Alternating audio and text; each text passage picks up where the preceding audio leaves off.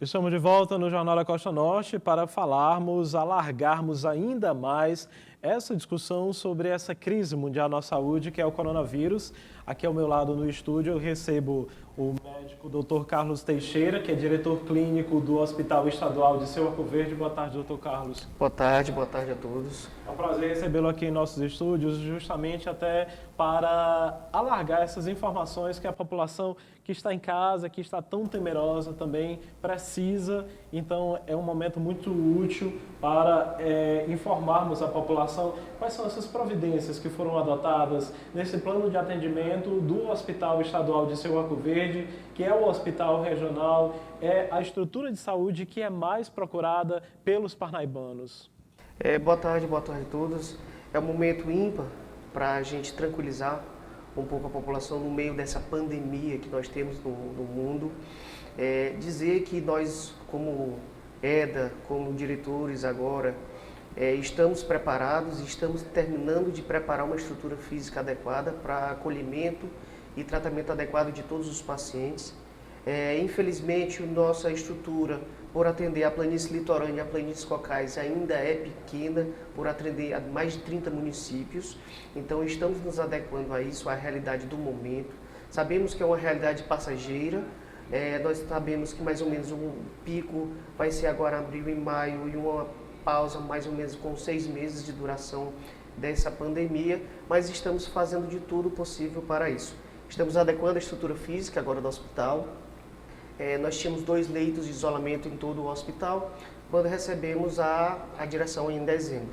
Nós já estamos modificando uma ala específica para tratamento dos pacientes sintomatológicos dos sintomas gripais, não necessariamente, obrigatoriamente, coronavírus. Então, estamos com uma ala, fazendo a reforma dessa ala, aumentando o número de leitos de isolamento, até fazendo possíveis leitos, como a gente pode dizer, isolamentos intensivos, que não são leitos de UTI, mas são leitos em que possamos fazer adequada essa parte. Estamos contratando também de urgência profissionais, equipe multidisciplinar, como médicos, enfermeiros, técnicos e fisioterapeutas. Estamos fazendo o reajuste de alguns profissionais da área da saúde, de outros locais, cedidos para outros locais, voltando para o EDA, para esse plano de contingência que nós temos. Nós realizamos um procedimento operacional padrão, que é um protocolo em toda a equipe multidisciplinar do EDA, para fazer todo o passo a passo do paciente, desde a entrada do paciente ou a sua recusa do diagnóstico devido aos sintomas e até mesmo até o tratamento em uma unidade de terapia intensiva. Então, hoje, além de toda a estrutura existente e a estrutura também que está sendo providenciada, tendo em vista esta pandemia, também há um trabalho de capacitação para os profissionais da saúde e também sobre essa questão de medicamentos específicos, de testes também para o coronavírus específico. Como que está essa infraestrutura também de pessoal e de material do hospital? Bom, infelizmente a gente sabe, como é conhecimento de todos, até para os mais leigos, que a gente está com dificuldade para conseguir máscara e álcool em gel, até mesmo na farmácia comum. Os nossos fornecedores estão com dificuldade também, mas temos sim kits de proteção individual. Até mesmo hoje a Secretaria de Saúde do Estado entrou em contato com a gente para buscarmos mais equipamentos de proteção individual.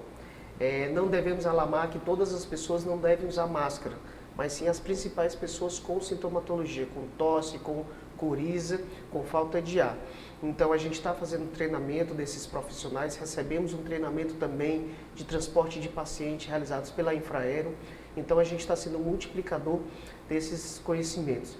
Sentamos ontem com a Secretaria Municipal de Saúde para um plano para a gente dividir os nossos pacientes, os nossos clientes, entre o pronto-socorro municipal, a unidade básica e quais são os pacientes que realmente vão necessitar entrar em contato com o EDA. Doutor Carlos, há uma dúvida realmente em relação a essas responsabilidades, né? Entre município, entre estado, com EDA também, e há aquela dúvida das pessoas, principalmente, quando procurar o Hospital Estadual de Seu Arco Verde? Qual é o momento? Bom, ontem foi acordado com a Secretaria Municipal de Saúde em que casos assintomáticos De acordo com a Organização Mundial de Saúde, eles devem ficar em quarentena por 7 dias quando vindo de área de risco em suas casas, apresentando sintomas ou sinais gripais, devem procurar o pronto-socorro municipal.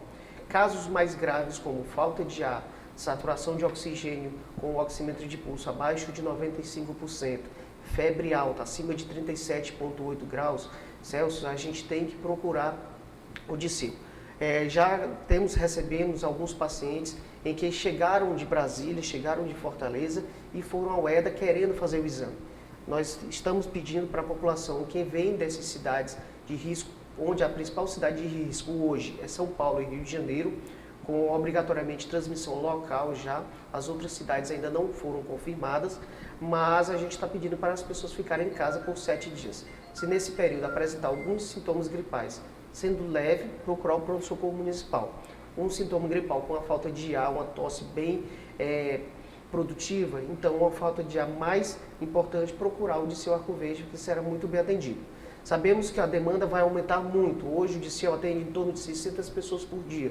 A partir do pico do coronavírus no Brasil, esse número praticamente dobrou, está em torno de 1.000 a 1.100 pessoas por dia. Então a gente pede para essa população que não tem sintomas, está assintomático, sem sintomas gripais, ficar em casa em quarentena. Então, ficar em casa guardando seus objetos pessoais e evitar sair na rua, principalmente em aglomerado de pessoas, como supermercados, shopping, entre outros locais. A primeira morte que foi registrada aqui no Brasil, com essa primeira morte, o senhor acredita que essa configuração do enfrentamento, ela mudou? As pessoas ficaram mais temerosas a partir da divulgação também da primeira morte? Sim, a primeira morte foi confirmada em São Paulo, num senhor de 62 anos. Eu gostaria também de não alarmar a população.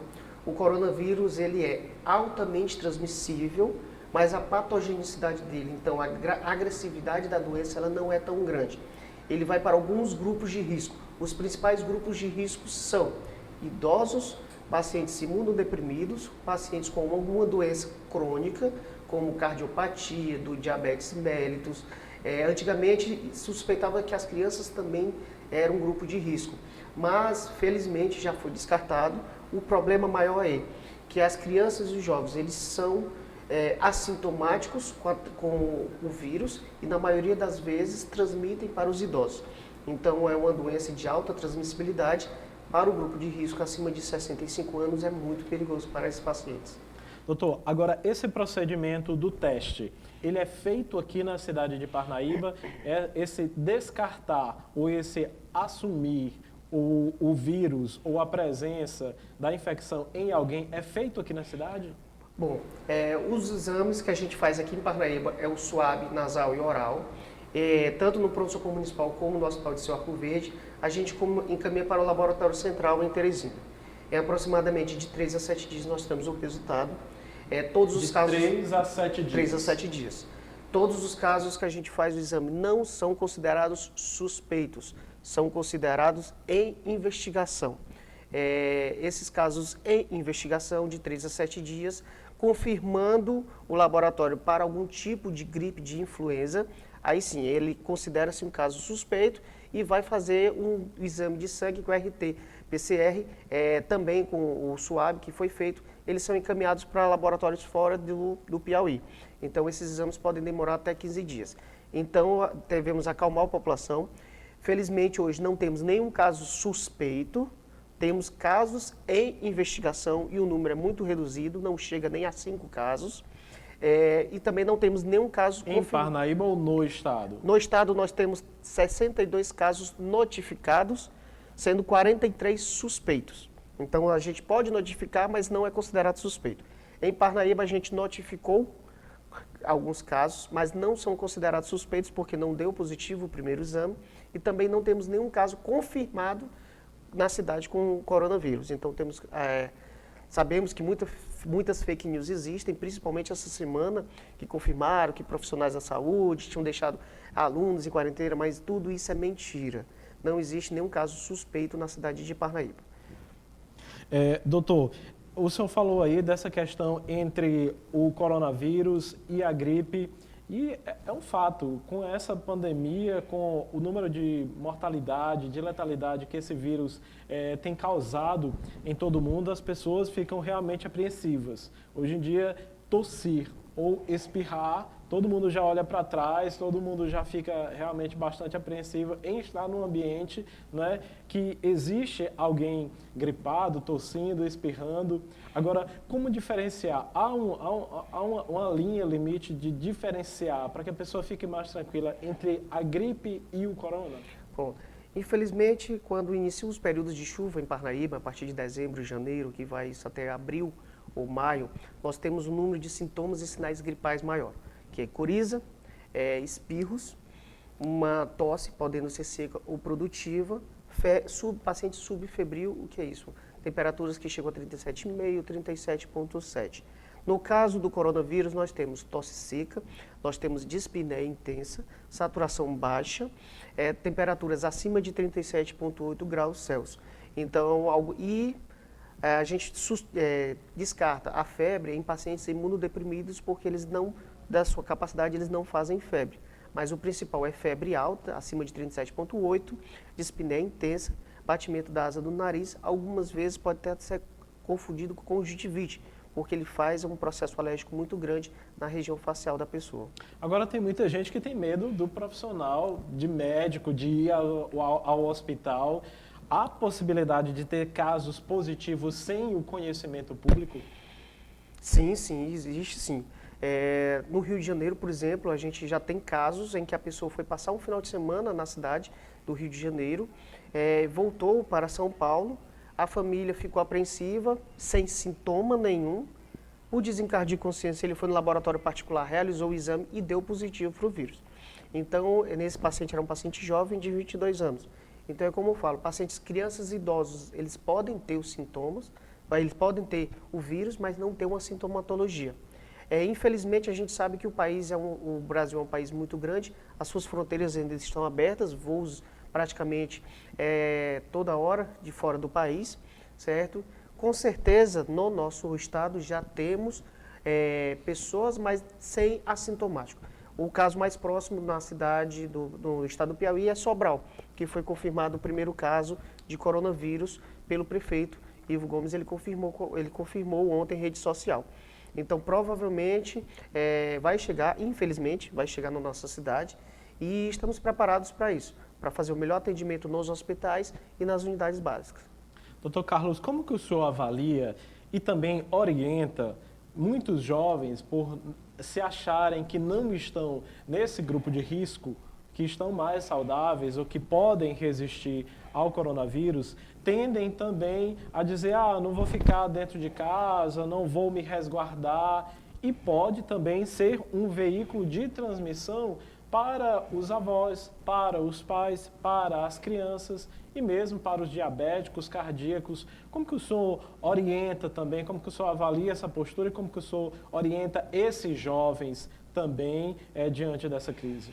Então, a nossa orientação, principalmente para os jovens acima de 18 anos que já estão na faculdade, a maioria das faculdades de Parnaíba estão suspensas, sendo públicas ou privadas, pelo menos no mínimo de 7 dias. Algumas universidades estão chegando a 30 dias de paralisação.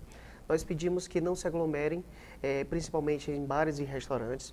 Evitem contatos, evitem sair de casa aleatoriamente, sem rumo próprio, certo? E evitar contatos principalmente com idosos. Nós sabemos que hoje a Organização Mundial da Saúde já confirmou que os maiores meios de transmissão do vírus são crianças, principalmente quando estão com seus pais e avós. Então, crianças e jovens devem ter todo o cuidado, porque chegam a 80% dos casos que fazem a transmissão assintomáticos, sem nenhuma crise, nenhum sintoma de gripe. Ainda falando sobre o Hospital Estadual de Seu Arco Verde, quais são as recomendações também do hospital agora em relação às visitas e aos acompanhamentos? Bom, o governo do estado do Piauí emitiu um decreto pedindo para a suspensão de todos os procedimentos ambulatoriais e eletivos. O hospital, obedecendo essa restrição, nós suspendemos todos os procedimentos ambulatoriais de todas as especialidades e também suspendemos os procedimentos de cirurgias eletivas.